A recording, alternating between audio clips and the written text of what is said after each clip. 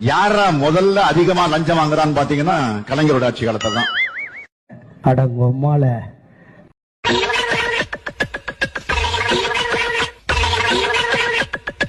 அக்கா performance super பா.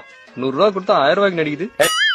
முயற்சி திருவினையாக்கும், முயற்சின்மை இளமை புகுத்தி விடும்னு சொன்னார் வள்ளுவர். ஓ திருக்குறள், நல்ல வேளை வள்ளுவர் இல்ல, இருந்திருந்தாரு எழுத்தாணி எடுத்து உன் கண்ணிலேயே குத்தி கொண்டிருப்பாரு. தெக்கணமும் அதிசிறந்த திராவிடனல் திருநாள். எரியுதடி மாலா, ஃபேன போடு. அதான் எக்ஸ்ட்ரா ஃபேன் வச்சு காத்தடிச்சிட்டு இருக்கமே, பத்தாதா? இன்றைக்கு இருக்கிற நம்முடைய முதலமைச்சர் ஆட்சிக்கு வந்தாரு, செம்மொழியை கொண்டு வந்தது கலைஞர். ஐயோ போச்சே. வீட்டுக்காரர் என்னமா பண்றாரு? விளக்கு மறுப்பின்றாரு.